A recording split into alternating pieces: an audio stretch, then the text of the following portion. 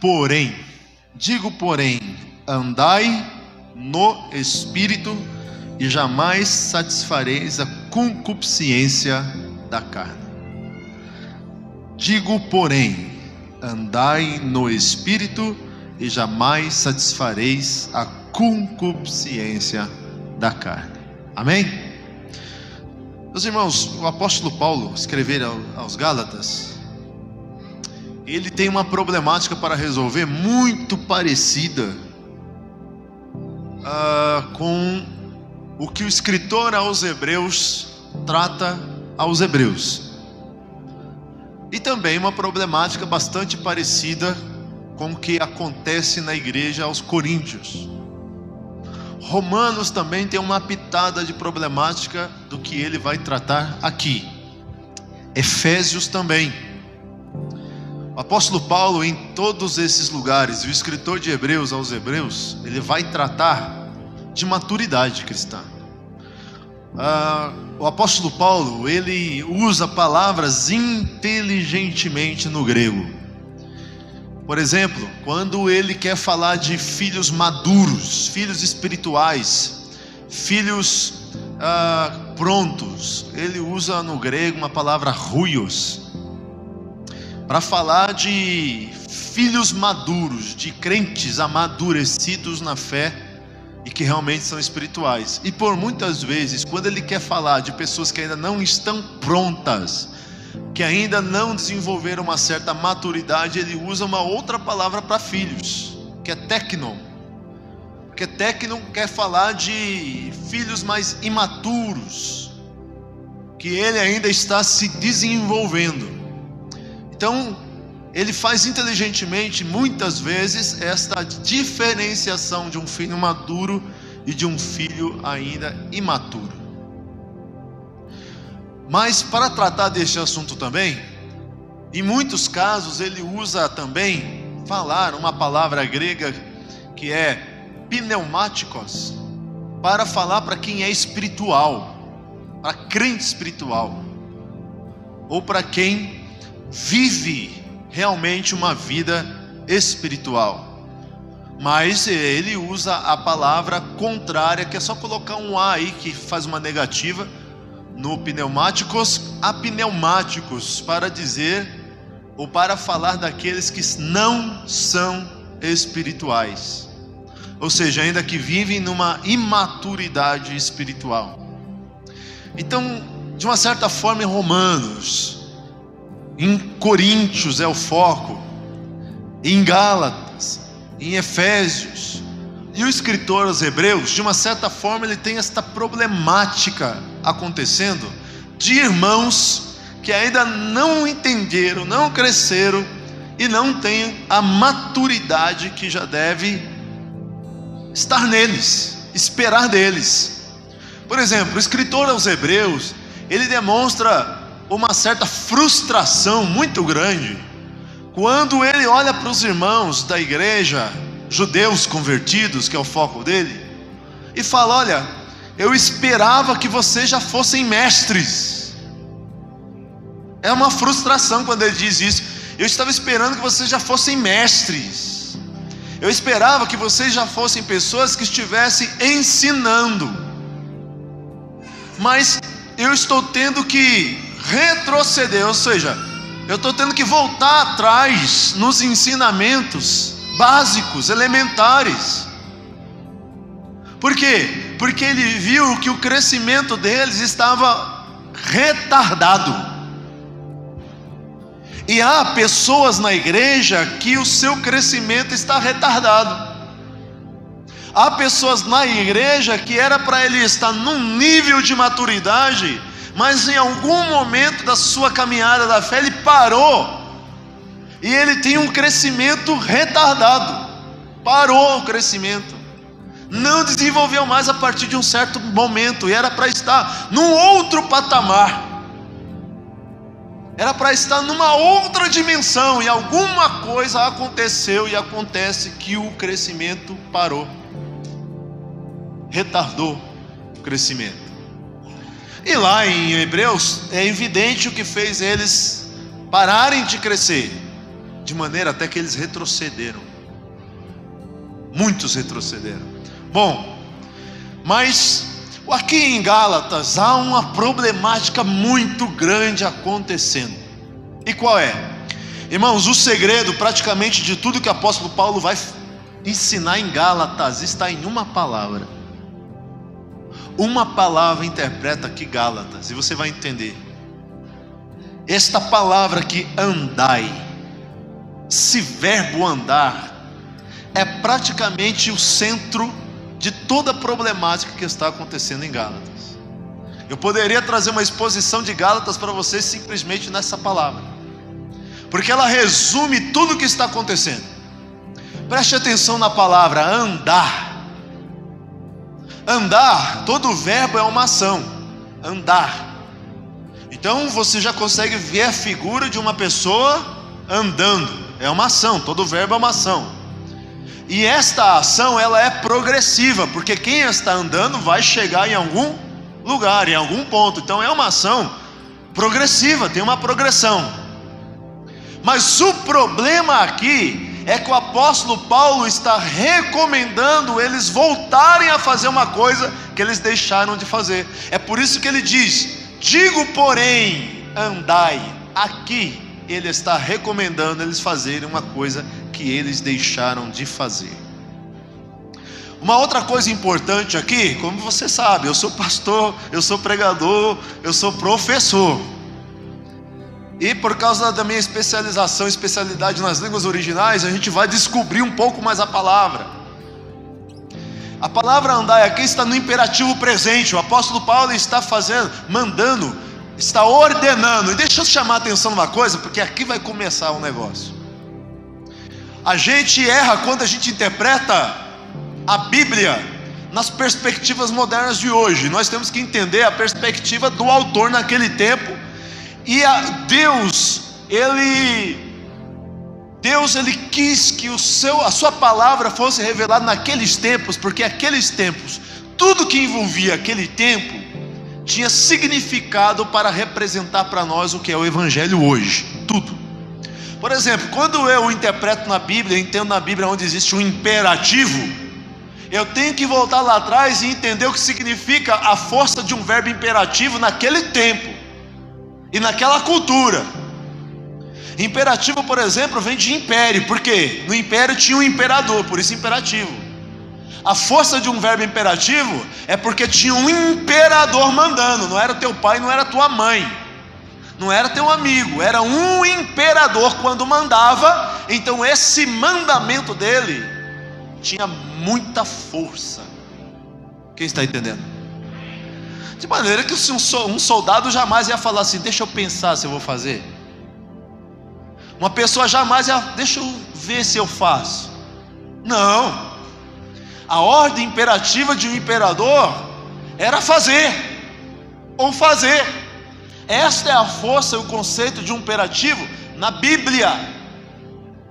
Quando o imperativo aparece, ele não está te pedindo, ele está mandando.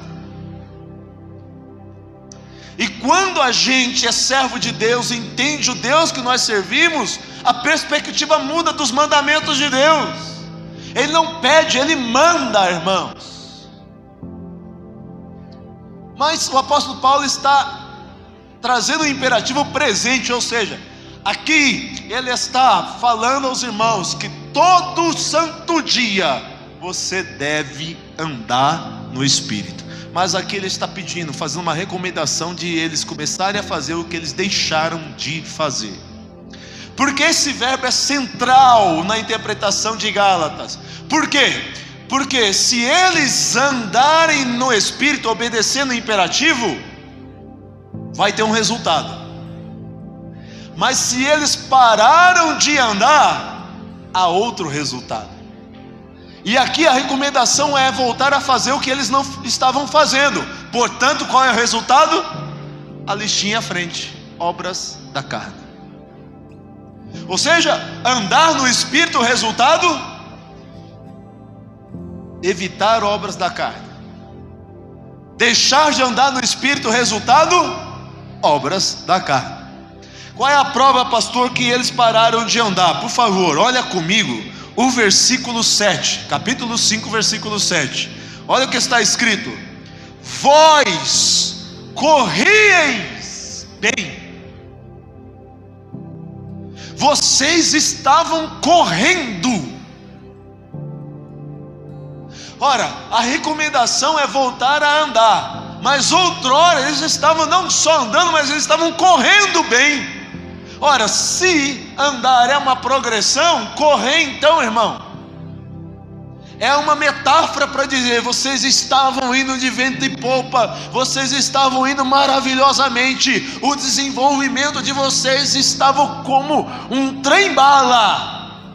Mas aí ele diz: quem vos impediu de continuardes a obedecer? Guarda a palavra obedecer.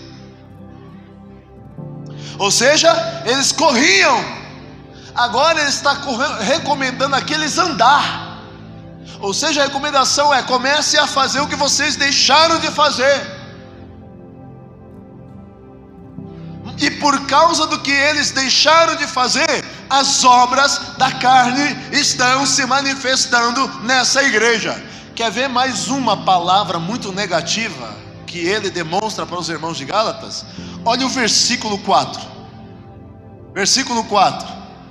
Está escrito assim: de Cristo vos desligastes. Meu Deus.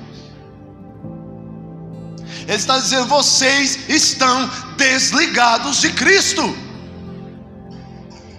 E o que é que faz mesmo o homem estar desligado de Cristo, de Deus? Pecado.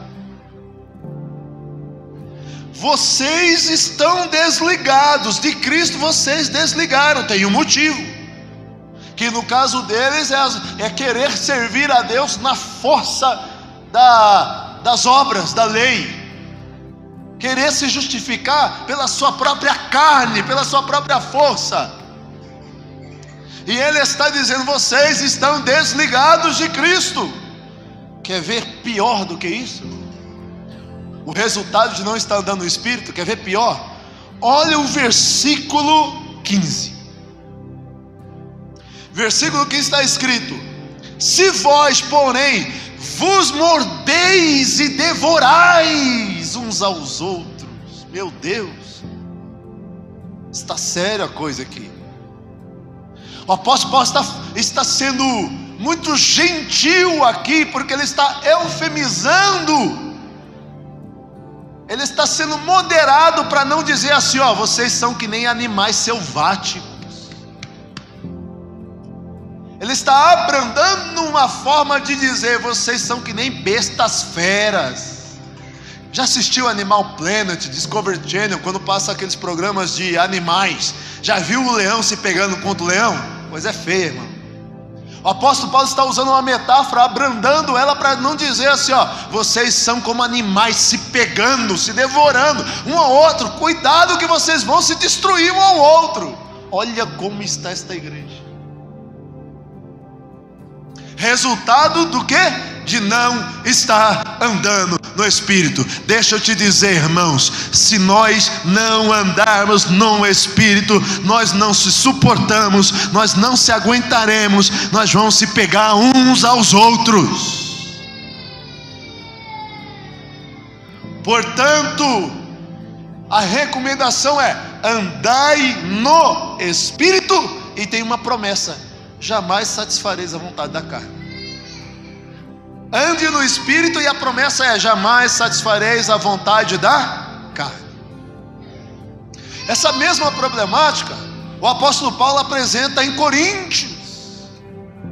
Estava falando ontem no podcast, a igreja de Coríntios, no relato bíblico, é a igreja que apresenta ter toda a variação dos dons espirituais.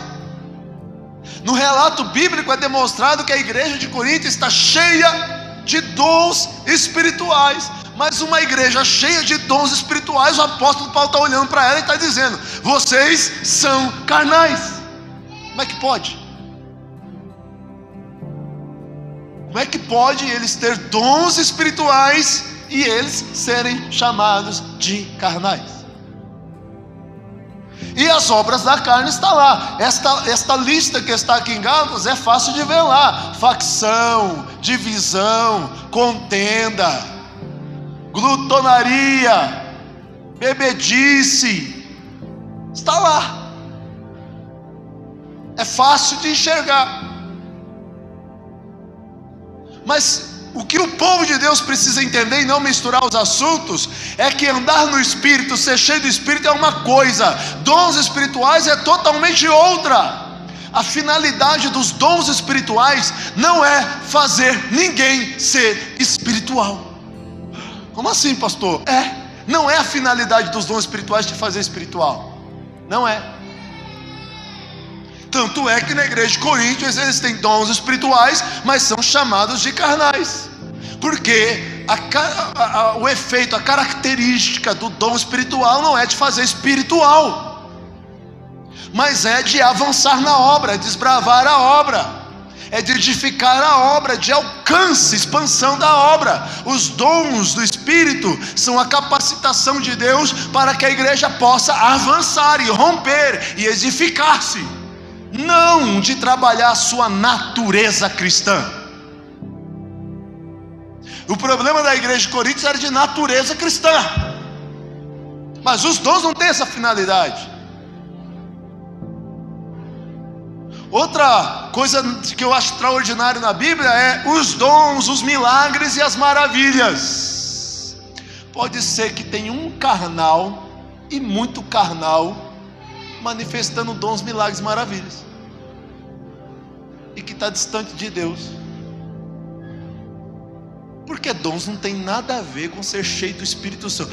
Como assim, pastor? Agora não tem, irmão, não tem. Olha para qual é a geração que mais viu milagres e maravilhas no relato bíblico. Qual foi? No Antigo Testamento. Geração de Moisés.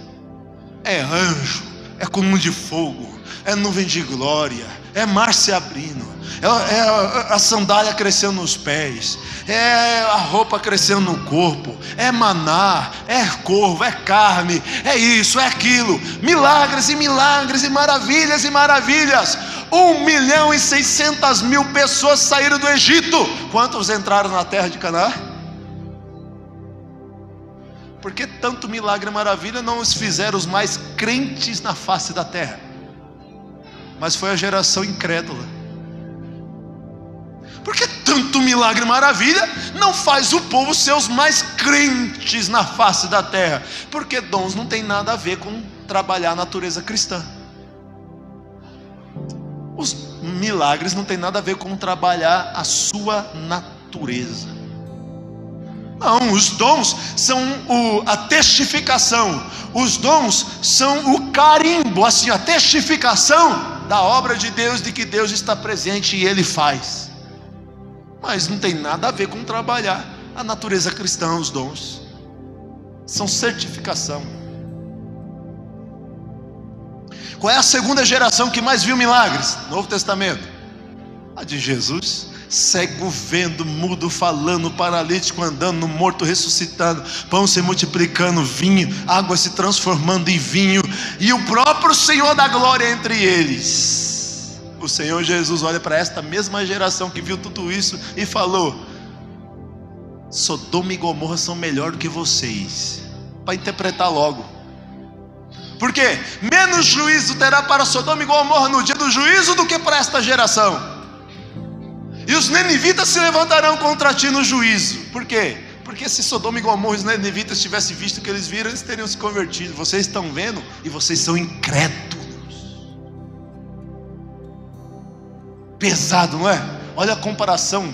Sodoma e Gomorra é lá no fundo do buraco do lodo. Jesus olha para um pessoalzinho que tem dons e milagres. Naquela hora que ele fala assim: vai ter uma fila aqui e a outra fila ali, e naquele dia muitas pessoas vão dizer: Senhor, operamos isso, fizemos aquilo, falamos isso e tal. Os milagres e os dons ali manifestam aquele pessoalzinho, e o Senhor Jesus olhando para eles e dizendo o quê? Não vos conheço.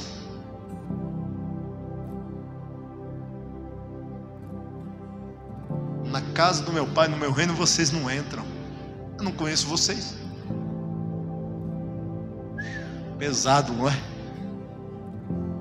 Mas por quê? Dons, milagres e maravilhas não têm característica de trabalhar a natureza cristã, a tua natureza. E a igreja de Corinto com todos os dons, a igreja de Gálatas com todo esse problema, o problema lá em Hebreus dos irmãos, demonstram o quê? Que eles são imaturos, demonstram que eles não são espirituais, demonstram que ainda eles são carnais, demonstram que ainda eles estão no berçário espiritual, irmãos. E Deus espera que nós há muito tempo saiamos de um berçário espiritual e passamos a ser servos dele, maduros para a glória do nome dele. Deus espera que você cresça, Deus espera que você se desenvolva, Deus espera que você demonstre frutos de gente madura. Quem está entendendo? E talvez, quem sabe, o teu crescimento está atrasado, parou. Era para estar num nível, e o Senhor está olhando para você falando assim: já era para você estar em outro patamar, mas você deixou tudo atrasar. Escute, vamos lá, continuando aqui. Veja, o apóstolo Paulo, ele fala: vocês estão desligados. O apóstolo Paulo diz: vocês estavam correndo, agora nem andando está. Então a recomendação é andar. Vocês estão se mordendo, devorando uns aos outros. Irmãos, sintomas de falta de espiritualidade e de imaturidade. Eu estava falando ontem, né? Se eu não me engano, eu falei no podcast ontem também. Você já fez aquela oração assim, ó? Eu já fiz, então eu vou confessar o meu pecado primeiro, porque eu já fiz. Aquela oraçãozinha assim que a gente fecha os olhos e fala assim: Senhor, estamos entrando em sua presença. Lá no meu quarto mesmo, ajoelhado: Senhor, estou entrando em sua presença. Aí o Espírito Santo veio assim: e quando foi que você saiu? E por que você saiu? Meu Deus, numa oração eu demonstro imaturidade. E o Senhor me acorda para me dar maturidade. Por quê? Porque eu não posso sair da presença dele. A mentalidade, irmãos, de abrir aquela porta, estamos em culto, e quando fechar aquela porta, saímos do culto, tem que ser terminada nos filhos espirituais. Porque o filho espiritual imaduro, ele tem que entender que o culto não é quando aquela porta se abre, e nem termina quando aquela porta se fecha, mas o culto, ele é permanente. Nós estamos permanentemente na presença de Deus. Eu não estou entrando, eu já entrei um dia e não posso sair mais. Se eu sair, tem carnalidade aí.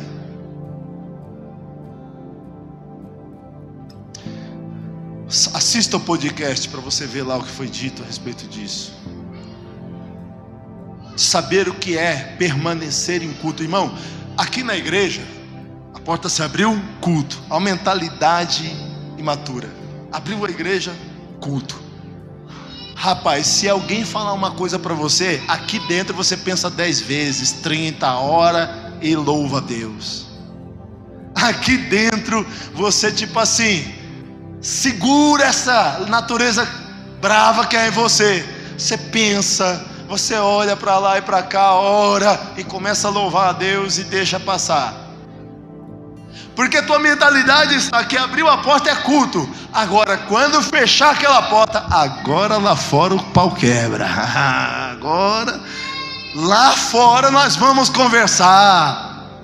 Esta é uma sinalização de imaturidade. Por quê? Porque o culto não termina quando esta porta termina. O meu culto está lá fora, na casa, no trânsito, dirigindo, na faculdade, na escola, no trabalho, está lá no meu quarto, está onde eu estiver. Nós estamos permanentemente em culto. Isso é ser espiritual. Isso é maturidade espiritual. Mas nós perdemos isso muito fácil, irmãos. Irmãos, a palavra de Deus aqui de Paulo para os irmãos é bem claro: andai no Espírito e jamais satisfazeis a vontade da carne. Andar no Espírito não é entrei na igreja, estou andando no Espírito, saí da igreja, fica aqui o Espírito que agora eu vou seguir. É andar no Espírito. A Bíblia diz uma coisa que é fenomenal quando você entende o original grego, hebraico do que está falando. A Bíblia diz assim: Enoque andou com Deus. Se você soubesse a perspectiva do original hebraico ali. Quantos foram os dias de Noé? Diz a Bíblia: 365 anos. Sabe ali o tempo verbal no hebraico, a proposta ali do autor da Bíblia que está querendo dizer? A Bíblia está querendo dizer que Enoque andou 365 anos com Deus. Multiplica 365 anos aí por 365 dias. A Bíblia colocou no bolso de Noé: ele andou todos os dias com Deus. Andou, está no sentido figurado deste homem, aonde quer que ele estava, a vida dele, aonde quer que ele estava e o que ele fazia, ele tinha uma consciência. Deus estava presente e ali ele respeitava, ali ele obedecia, ali ele fazia a vontade de Deus. Irmãos, isso é fantástico. 365 anos. Se eu fizer uma pergunta aqui, irmão, não precisa levantar a mão não. Se eu fizer uma pergunta, quantos dias você pode falar assim: pastor, 365 dias do ano eu andei uns 200 com Deus, assim, ó. Não vou pedir para você levantar a mão não, tá? Pode ficar tranquilo. Você pode dizer assim: pastor, de 365 dias do ano eu posso garantir que eu andei assim, coladinho de Deus, o dia todinho, uns 200 dias. Apertou para você? Deixa eu facilitar, uns 100 dos 365 dias. Pastor, ó, coladinho, o dia todinho assim com Deus, ó, tá no meu bolso, uns 100, tá. Sentiu o drama? Noé andou com Deus 365 anos. Andai no Espírito. O apóstolo Paulo está querendo nos fazer entender que aonde quer que estejamos, nós precisamos estar no Espírito e andar no Espírito, para que a concupiscência da carne não seja atendida. Irmãos, olha para a arca de Noé. Olha como é que é grave esse negócio de natureza. Vamos olhar para a arca de Noé. Dentre muitas coisas ali na arca de Noé, muitos ensinamentos, tem uma coisa fantástica ali. Deixa eu te fazer uma pergunta teológica. O que Noé levou para alimentar os animais carnívoros? Te dou 1 minuto para responder. O pastor vai te dar um presente se você responder.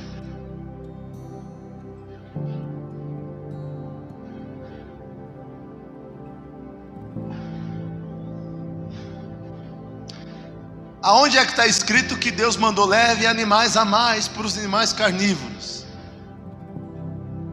Não, ele pediu tudo na conta. E não tem animal sendo morto para alimentar os animais carnívoros. O que aconteceu? O relato bíblico vai dizer que Noé levou feno para os animais. E os carnívoros? Bom, eu sou teólogo bíblico. Aí eu vou olhar a Bíblia para eu explicar, e por inferência textual eu vou para Gênesis. Lá em Gênesis, pela teologia bíblica, para explicar a Bíblia, eu vou ver que se não fosse o pecado, não haveria derramamento de sangue. Portanto, nem homem, nem animal seria carnívoro, porque não haveria derramamento de sangue.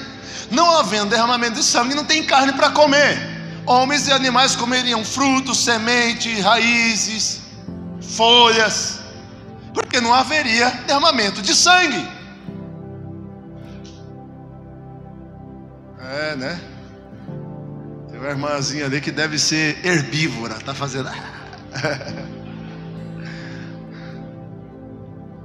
E aí, por inferência textual, qual é o milagre que eu entendo que aconteceu na arca? Por inferência textual e teologia bíblica, Deus só pode ter transformado a natureza dos animais na arca de Noé, a semelhança do que estava no Éden. Deus transforma a natureza do leão para que o leão não pudesse se jogar na garganta de um boi, de uma vaquinha. Deus transforma a natureza da cobra, da cascavel, do lobo, do urubu carniceiro. Porque senão a arca de Noé não subsistiria. Nós aqui, esta igreja é uma arca de Noé, é a arca de Noé. E acredite, irmãos, aqui dentro tem leãozinho. Aqui dentro tem umas cobrinhas, cascavel, cuspideira de veneno, tem. Aqui dentro tem lobinho, sim, tem. Aqui dentro, meu querido, tem jiboia querendo se enrolar e esmagar o pescoço de alguém. Tem, eu tenho certeza que tem. A Bíblia não me deixa enganado, não precisa ter revelação não. A Bíblia não me deixa enganado, irmão. Se não for o Espírito Santo para transformar a nossa natureza, o leãozinho bravo vai querer pegar no pescoço de alguém aqui, o lobinho vai querer pular na jugular de alguém, a cascavelzinha vai continuar sendo cascavel, mas o Espírito Santo pode deter e segurar a nossa natureza para que nós possamos viver e conviver para a glória de Deus. Andar é uma ação, e agora andar no Espírito é uma ação externa. Deixa eu te explicar, abra Gálatas capítulo 5, Gálatas capítulo 5, Gálatas capítulo 5 versículo 18, Gálatas capítulo 5 versículo 18, olha só o que está escrito, e não dois imperativos num só versículo, e não vos embriagueis, primeiro imperativo, e não vos embriagueis com vinho. Deixa eu dizer uma coisa, irmão. Aqui não está falando da bebida. Não está falando da bebida. Aqui Paulo está fazendo de novo uma metáfora. Por quê? O apóstolo Paulo aqui tem uma tese, e ele vai mostrar uma antítese, a antítese. Então qual é a tese dele? Demonstrar para os irmãos o que é ser cheio do Espírito. Mas quanto mais eu demonstro a antitese, o contrário do que é ser cheio do Espírito, mais claro fica a tese. Então, se você está fazendo um mestrado, vai fazer um mestrado, fica esperto. Fica esperto. Eu sou orientador de mestrado. O que eu quero ver no mestrado? Estou dando dica, hein? Eu quero ver a antítese bem demonstrada, porque quanto mais você demonstrar o contrário do que você quer defender, mais claro fica o que você vai defender. Apóstolo Paulo é doutor nisso, irmão. Então ele tem uma tese, ele quer ensinar uma coisa, mas ele vai mostrar eficazmente a antítese, porque quanto mais fica claro o contrário, mais claro fica o que ele quer ensinar. Aqui ele está usando metáfora, não está falando propriamente da bebida, mas ele está querendo dizer assim, ó, uma pessoa dominada, embriagada pelo álcool. Então, primeiro imperativo, não vos embriagueis com vinho no qual há dissolução, mas segundo imperativo, enchei-vos do Espírito. Dois imperativos num só versículo. Não se embriagar com vinho, enchei de Espírito. Bom, vamos lá, a antítese é uma pessoa dominada pelo álcool, influenciada pelo álcool. Bom, vamos lá, olha para cá, quanto mais fica claro a antítese, fica mais claro a tese. Você vai ver aonde a tua mente vai pingar na Bíblia já já. Por exemplo, uma pessoa dominada pelo álcool, uma pessoa embriagada pelo álcool, ele consegue ter domínio de si mesmo? Logo, então uma pessoa cheia do Espírito, ele tem domínio próprio. Vamos lá, na antítese. Uma pessoa dominada pelo álcool, ele tem mansidão? Logo, uma pessoa cheia do Espírito, ele tem mansidão. Olha lá, tá vendo? Olha lá, vamos para a antítese. Uma pessoa embriagada pelo álcool, ele consegue se dominar, se temperar? Logo, uma pessoa cheia de espírito, ele consegue se dominar, ter tempero. Uma pessoa cheia do álcool, embriagada pelo álcool, essa pessoa demonstra que está vivendo paz, tem paz em si? Logo, uma pessoa cheia do espírito tem paz. Onde a tua mente está indo? Fruto do Espírito. Uma pessoa que anda no Espírito, uma pessoa que é cheia do Espírito, é uma pessoa que manifesta fruto do Espírito. Agora sim, contrário dos dons, contrário de milagres e maravilhas, agora sim, fruto do Espírito tem como finalidade trabalhar natureza cristã. Agora sim, fruto do Espírito tem como finalidade segurar esse leãozinho que existe dentro de você, esta cobra que existe dentro da gente, esta serpente que existe dentro da gente, esse ser bravo e doentio, que não pensa duas vezes para querer pegar alguém na pancada pelo pescoço. E se alguém me falar uma, eu falo 10. Somente o fruto do Espírito pode transformar a minha e a tua natureza. Quem está entendendo? É o que está faltando em Coríntios, é o que está faltando em Gálatas, é o que está faltando aos irmãos de Hebreus. Maturidade cristã é quando nós atingimos a manifestação de Deus em nós. Do fruto de quem? Olha a palavra, irmão, fruto é de quem? Não é teu não, rapaz. Não é teu não, é dele. É uma ação externa a você. Não é você. É fruto do. No dia que você conseguir manifestar mansidão, não foi mérito teu. Eu sou demais. Eu ia pegar pelo pescoço, mas daí eu pensei 10 vezes e deixei quieto. Louvado seja eu, glória a mim, exaltado seja eu. Não. No dia que você conseguiu manifestar mansidão, foi Ele agindo em você. Quem está entendendo? É uma ação dele em nós. Não duvide de uma coisa: o leãozinho não sai de dentro de você. O lobinho não sai dentro de você. A cobrinha cuspideira de sangue não sai de dentro de você. Mas o Espírito Santo em você detém essa natureza brava, esse homem, aquele homem velho, aquela mulher velha, aquele homem carnal, aquela mulher carnal. O fruto do Espírito Santo, a ação dele em nós, retém quem nós somos de fato aqui, de verdade. Então, o fruto do Espírito, inclusive, irmãos, não vai ter tempo para isso. O fruto do Espírito, ele é... Se eu fosse analisar aqui, bater fruto do Espírito e as obras da carne, não vai dar tempo. Os frutos do Espírito é justamente o que detém as obras da carne. É perfeitamente o que detém aquelas obras da carne. Por exemplo, a temperança é o que domina, no caso lá, a embriaguez e a comer demais, a glutonaria. É a temperança lá. Porque a temperança é o que põe limite. A embriaguez e a glutonaria é uma demonstração de não ter limite. Entende? A embriaguez e a glutonaria é uma demonstração de não ter limite. Logo, a temperança é justamente o que põe limite. É extraordinário como o fruto do Espírito, ele tem como finalidade segurar a natureza carnal. Eu acho extraordinário Martim Lutero quando ele tem uma frase dizendo assim, achei que havia afogado o velho homem nas águas do batismo, descobri que o miserável sabe nadar. Porque ele se via toda hora, o velho homem aparecendo, o velho homem aparecendo, o velho homem mostrando as garras. Acredite, o velho homem sempre vai querer aparecer, sempre.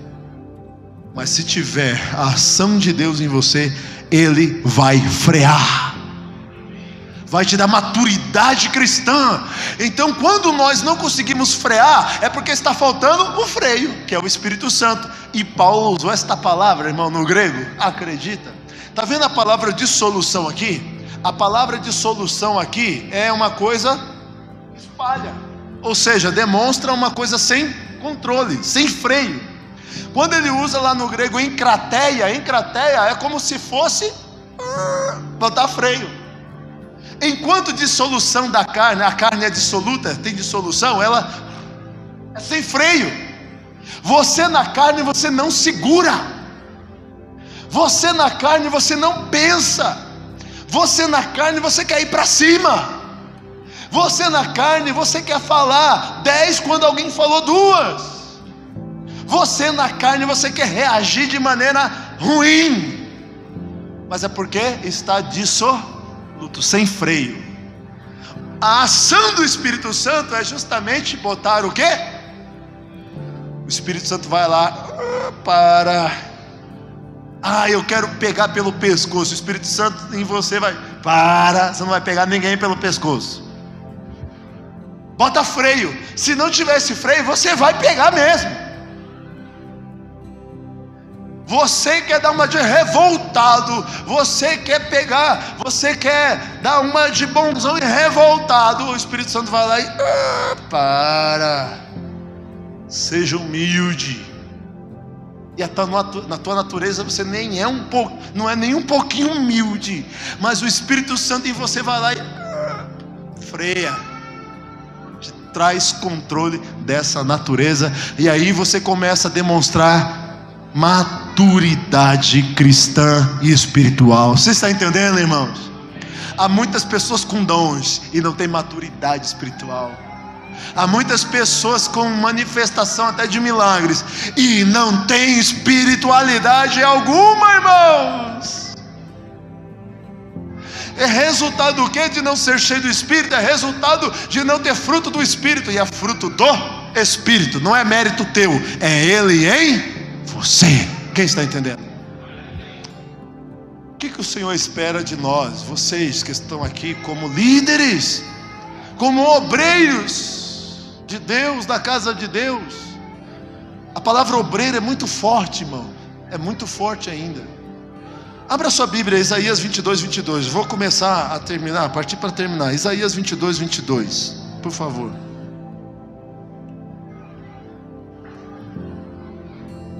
Isaías 22.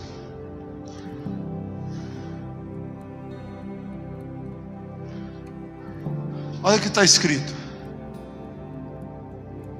e porei sobre o seu ombro a chave de Davi.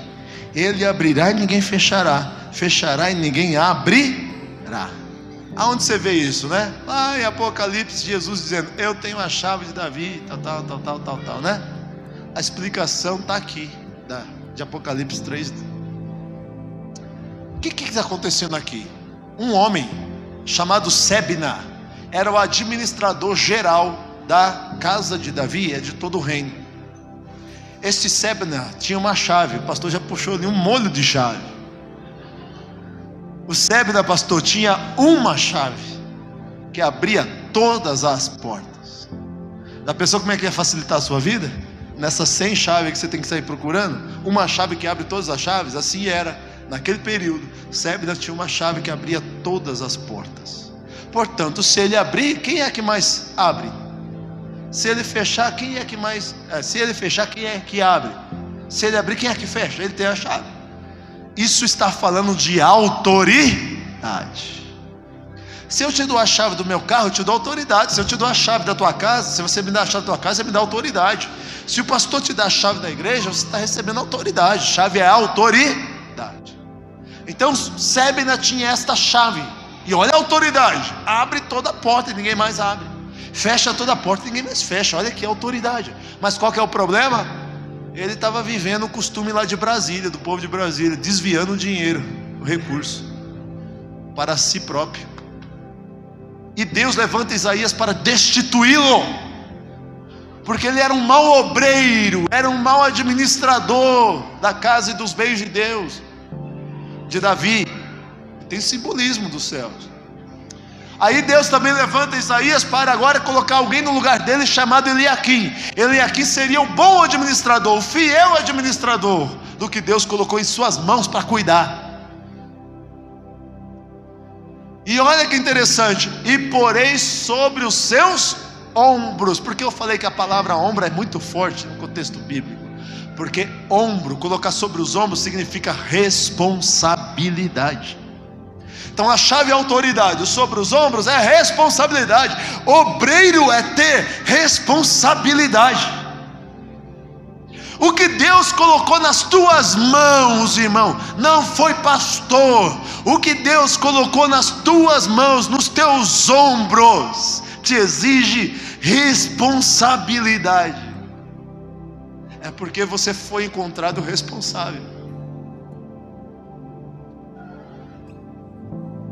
E é autoridade. Jesus lá em Apocalipse, não vou entrar lá porque senão eu me alongo, ele está dizendo: eu tenho autoridade aqui.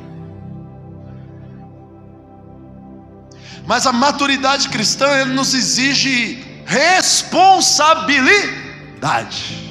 Por quê? Porque somos ruios, somos filhos amadurecidos. Filhos amadurecidos já são filhos com responsabilidade. Entenderam? Filho amadurecido, quando o apóstolo Paulo usa ruios, ele já está falando filhos que conseguem ter responsabilidade. Esta criança não consegue ter responsabilidade ainda, então ela é teknon. Mas quando você é um filho que consegue ter responsabilidade, Paulo usa no grego ruios. Então, se Deus está te apostando responsabilidade, é porque Ele entendeu, Ele espera que você seja um filho maduro, assim como o escritor de Hebreus estava esperando que eles fossem filhos maduros, mas infelizmente ainda eles não eram. Que Deus possa te ajudar a ser maduro. Que Deus possa te ajudar a estar no crescimento espiritual que você deve estar e deveria estar. E se você não está, o Espírito de Deus está aqui hoje para te fazer crescer na medida e na estatura que você já deveria estar, em nome de Jesus. Que você passe numa outra dimensão e para outra dimensão, para a glória de Deus. E que você possa ser maduro para outras pessoas, porque outras pessoas precisam. Os teknon precisa de filhos maduros. Quem está entendendo? Amém? Irmãos, eu vou encerrar. Levíticos tem uma lei num candelabro, do candelabro dentro do tabernáculo. E aqui eu encerro. Qual era a lei? A lei lá era a respeito do candelabro, para ter luz no candelabro. E a lei manda ter luz para que pudesse ela estar acesa continuamente, e não poderia se apagar. Para eles era literalmente presença de Deus no tabernáculo, irmãos. Tanto é que se a luz se apagasse, era um problema muito sério. Mas o que é interessante nisto? É que toda vez que o povo de Deus prestava um serviço a Deus, isso é traduzido como culto na Bíblia em muitos lugares. É traduzido como culto, todo serviço é traduzido como culto. A Bíblia em inglês traduz culto como serviço, e está perfeito. Todo serviço que você presta na igreja é culto. Todo culto que nós fazemos é serviço. Então, a lei, ela dava serviço para o povo. A lei dava serviço para o sacerdote, a lei dava serviço para os levitas. Cada um cumprindo o serviço que a lei ordenava, era culto a Deus. E esse serviço, esse culto, esse serviço tinha relação com manter a luz acesa no tabernáculo. Era o único móvel que fazia ter luz no tabernáculo. Se eles não fizessem o seu serviço, o seu culto, não tinha luz. E a luz para eles é presença de Deus. A lei era também intransferível. O povo tinha a parte deles para fazer. O sacerdote tinha a parte deles e os levitas tinham a parte deles. Era intransferível. Ninguém poderia fazer a parte do outro. Deveres intransferíveis. Qual era a parte do povo? A parte do povo era trazer azeite batido de oliveira. Irmão, deixa eu te contar uma história. Eles estão andando no deserto. Encontrar oliveira naquela situação que eles estão era uma coisa extremamente difícil. Era um serviço muito difícil. O serviço é culto. Porque eles estavam andando no deserto, eles tinham que procurar oliveira, porque o mandamento é azeite de oliveira puro. Azeite ali é óleo, não podia ser outro óleo. Deus determinou, é azeite de oliveira e tem que ser batido. Ou seja, eles têm que fazer o azeite, eles não poderiam comprar o azeite.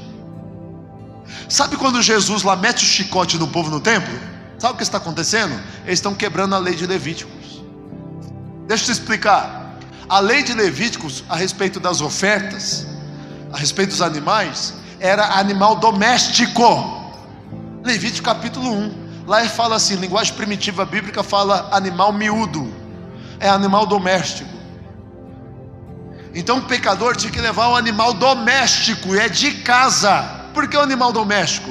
Porque na lei, o princípio desta lei, e inclusive o princípio de oferta, é que a oferta tem que ter relação com o ofertante. O ofertante tem que ter relação com a oferta. Deixa eu te fazer entender. Tem que ser animal doméstico e é sempre o melhor, tem que ser o melhor dos animais domésticos. Quando é doméstico, você tem que tratar, você tem que cuidar, você investe tempo, você investe serviço. Serviço é culto. Então esta oferta que está sendo oferecida é uma oferta que eu estou prestando culto a Deus, porque eu estou tendo serviço, dedicação em relação com a oferta, porque eu estou me dedicando. Esta oferta custa realmente. E segundo ponto, era para o pecador sentir o problema do pecado. Por quê? Porque quando eu tenho relação com a oferta, eu vou pegar esse animalzinho que eu até me apeguei com ele, e eu vou levar ele para morrer por causa de mim. Eu me apeguei, e agora eu vou levar ele para morrer por causa do meu pecado. É para sentir o pecado. Era para sentir o pecado. Então quando eu levo esse animalzinho que eu até me peguei com ele, e eu vou lá matar ele por causa de mim, era para sentir. Só que aquela oferta que estão ofertando lá, eles não têm relação nenhuma com a oferta. Eles estão comprando, não era para comprar, é animal doméstico, é cuidado em casa, tem relação, tem serviço. Era para sentir o pecado. Você vai lá e compra um negócio, quanto que é? É tanto, me dá aqui. Toma aqui, sacerdote. Não tem relação entre a oferta e o ofertante. E tem mais, quando Deus pede a oferta, quem Deus quer é o ofertante. Por exemplo, quando Deus pede não Ismael, mas quando Deus pede Isaac a Abraão, é porque Abraão tem relação íntima com a oferta a Isaac. E quando Deus pede Isaac, quem Deus está querendo é Abraão. Quando Deus te pede oferta, irmão, Deus não está pedindo o teu dinheiro, Deus não está pedindo o teu ouro e a tua prata. Quem Deus está pedindo é você. Quando Deus pede oferta, Ele está pedindo ao ofertante, porque nada pode fazer Deus ser mais rico. E quando o ofertante não consegue entregar a oferta, esse ofertante não se entrega a Deus. A capacidade de Abraão entregar a oferta é a capacidade de se entregar a Deus. Mas também quando você rejeita a oferta, você está se rejeitando a Deus. Jesus olha para o jovem rico e fala: entrega tudo aos pobres e me segue. Quando ele não consegue entregar, ele se rejeita a Deus.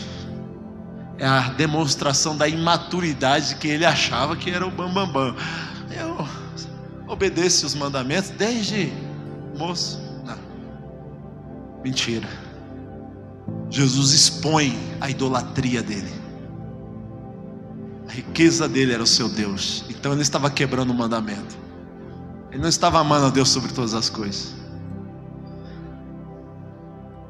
Bom, Para terminar, o povo tinha que bater azeite em casa. Serviço era difícil, irmão. Escuta, servir a Deus não vai ser difícil, não vai ser fácil. Servir a Deus vai ser difícil. Olha o que Deus impõe, olha que serviço difícil, mas ainda assim eles tinham que obedecer. Sabe por quê? Porque obedecer a Deus é demonstração que o amamos. O apóstolo Paulo falou assim para os Gálatas: quem vos impediu a obedecer a Cristo? Obediência está acima de sentimento e emoção. Se você ainda serve a Deus pela sua emoção, se você serve a Deus ainda por sentimento, você não entendeu nada. Nós devemos servir a Deus acima de emoção e sentimento. Por quê? Porque as nossas emoções e sentimentos são enganosos. Nem sempre as tuas emoções estarão legais para servir a Deus. Nem sempre você estará com bons sentimentos para obedecer a Deus. Mas ainda assim você obedece, porque o crente espiritual, ele obedece a Deus e não por sentimento e emoção. A Bíblia diz: o coração do homem é enganoso. Só que não está falando desta carne aqui, está falando de emoção e sentimento. Agora inverte o versículo que diz: o coração do homem é enganoso. Inverte: as emoções e os sentimentos dos homens são enganosos. Sirva a Deus nos teus sentimentos, nas tuas emoções. Você vai ver, você não vem no culto, você não vem. E principalmente naquele dia que você não estiver bem, você não vai vir. Principalmente naquele dia que você estiver desanimado, você não vem. Principalmente se você estiver com baixo sentimento, baixa emoção, você não vai servir. Você não vai perdoar ninguém. Crente que ainda vive assim: Deus, quando o Senhor mudar o meu coração, eu vou perdoar. Você não entendeu o seu Deus. Você serve a Deus acima de emoção e sentimento. Vai obedecer, perdoa, e depois Deus cura das suas emoções, dos teus sentimentos. Isso é ser crente maduro. Pergunte para Jonas se ele se sentiu bem. Ai, que delícia, eu estou sentindo bem, em paz, para ir pregar em Nínive. Porque tem crente que fala assim: eu só vou assumir uma liderança, eu só vou fazer se Deus me fazer sentir. Sentir o que, rapaz? Vai obedecer. Jesus disse: quem me ama obedece.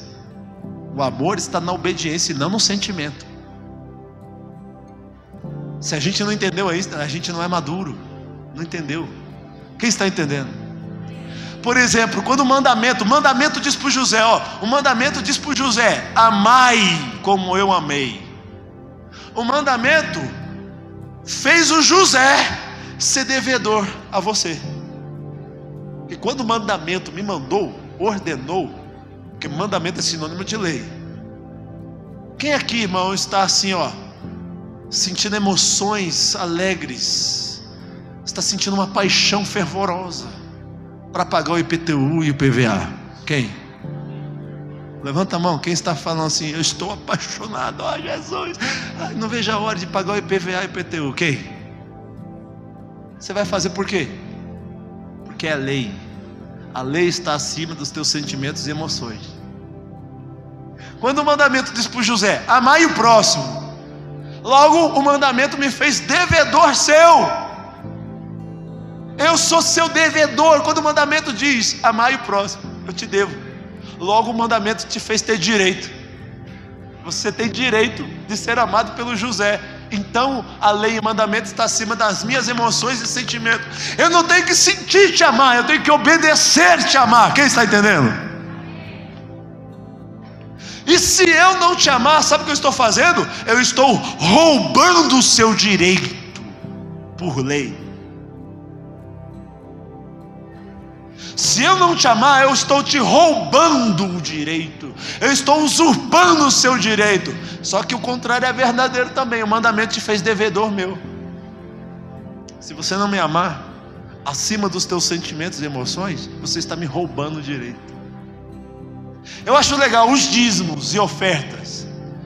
Quando Deus demanda dízimo e oferta, é porque Deus está querendo cuidar de uma tribo inteirinha, que é cheia, que é os levitas. Lá tem velho, tem viúva, tem uma família, tem um filho e tem um órfão de um pai que pode ter morrido. E Deus falou que essa tribo inteirinha não vai sobreviver de outra coisa senão servindo a Ele. Então eles não vão ser empresários, não vão plantar, não vai ter nada.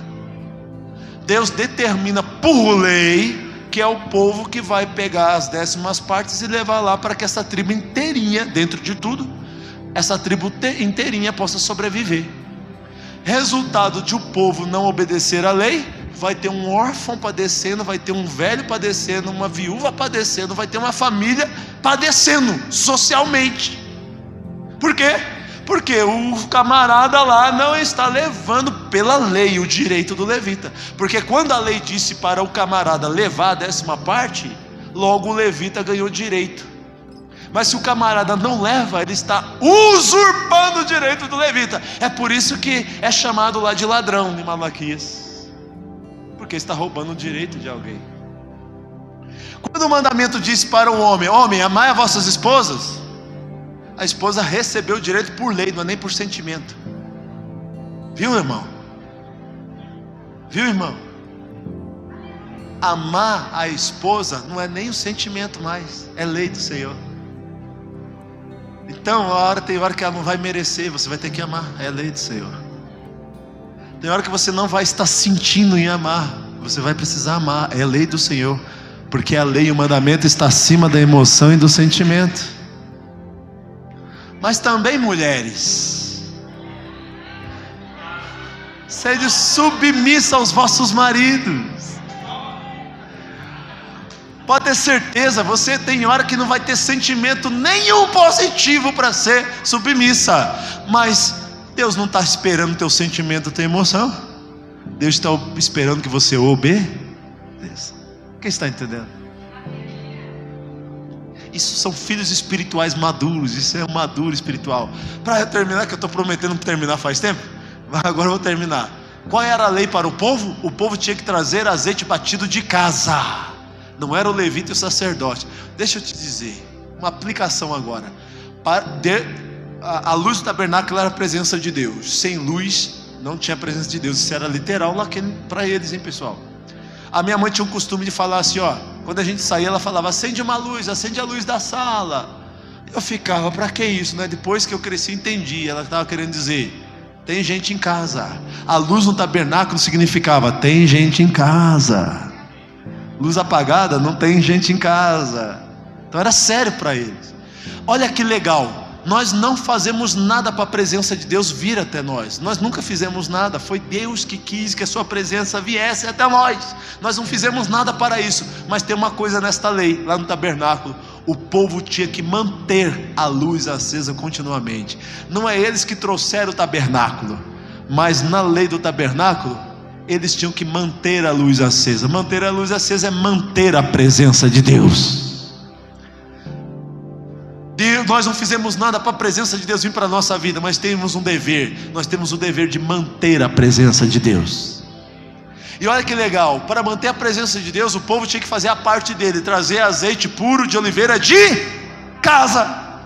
Quem aqui já foi aquele crente que disse assim: eu vou buscar azeite hoje, vou lá no monte, na vigília, buscar azeite? Quem já falou isso? Quem? Vocês não está com medo do quê, irmão? Pode pecar, confessa teu pecado. Quem já falou: vou buscar um azeite hoje, eu vou lá na igreja buscar a bênção, buscar o azeite, aleluia? Fala sério, é tudo presbiteriano aqui? Você não entendeu nada se você disse isso. Por quê? Porque a lei é: traga azeite de casa, para que haja luz no tabernáculo. A maturidade é quando nós sabemos que nós temos serviço e deveres em casa. E é lá de casa que a gente bate o azeite, é lá de casa que a gente traz o azeite. A gente não vem buscar azeite, a gente vem trazer o azeite, porque a gente faz a nossa parte desde casa. Tem pessoa que fala assim, olha a imaturidade e a declaração que não é espiritual. Eu fui na igreja, eu entrei vazio e saí vazio. O louvor e a pregação hoje,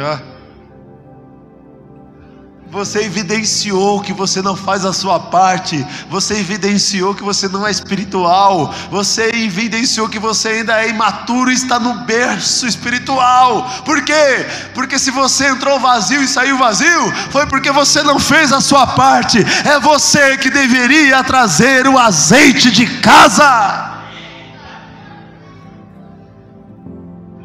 Se você está vazio, a culpa é sua. Nós somos líderes, você tem uma incumbência na igreja de Deus. Qual é o teu dever? Mais ainda, não pode faltar azeite. Você não pode vir sem azeite. Você não pode vir sem ter feito o serviço lá em casa. Porque se cada um de nós trazer azeite, não vai faltar a presença de Deus em casa. Não vai.